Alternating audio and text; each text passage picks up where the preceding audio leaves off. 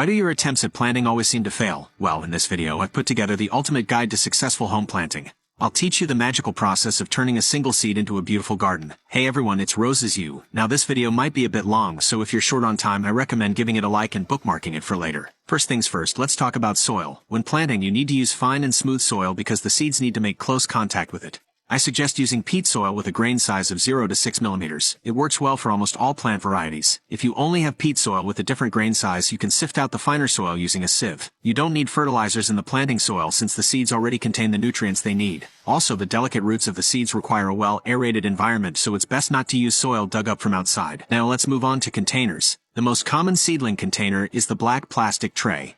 However, for beginners, compressed seedling blocks are a better choice. Before planting, soak the seedling blocks in water for a few minutes until they expand and become ready for planting. The advantage is that you don't need to remove the seedlings from the block when transplanting, which avoids damaging the root system. The block will quickly degrade in the soil. Many people also use eco-friendly options like pulp seedling cups or everyday items like egg cartons, toilet paper rolls, or paper food containers. Next up is seed germination. If the seed coat is hard or the germination process is expected to take a long time, you can pre-germinate the seeds before planting. Here are two methods to do it. The first is soaking the seeds directly in warm water. Usually they will sprout within 1 to 3 days. The second method is using paper towel germination. Place a piece of paper towel at the bottom of a tray, spray some water on it, and evenly distribute the seeds on top. Then cover them with another layer of paper towel and spray it with water. Once you see the tender shoots breaking through the seed coat, it's time to plant them in soil. Now let's talk about watering. It's best to thoroughly moisten the soil before planting the seeds. If you water the soil after planting, it becomes challenging to achieve thorough watering.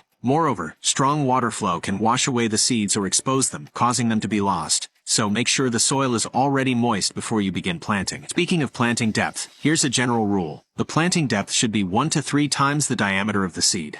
Larger seeds require greater depth, while small seeds can be placed directly on the soil surface and lightly pressed with your thumb. It's important to note that pelletized seeds don't require covering with soil. During the germination period, seeds need to be kept at a certain temperature and humidity. Many beginners struggle with this, and it's a major reason for failed planting attempts. One helpful tip is to use seedling trays with covers. These trays provide insulation and moisture retention. They often have adjustable vents on top, which can be opened once the seedlings have sprouted. Now let's talk about light. Light doesn't have a significant impact on most seeds' germination, but once they have sprouted, they require sunlight. Otherwise, they may grow weak and leggy. Initially, avoid direct sunlight during the midday hours. Start by exposing them gradually to morning and evening sunlight. Different plant varieties have different germination times. It can range from a couple of days to half a month, so it's not advisable to mix seeds with significantly different germination times in the same seedling tray.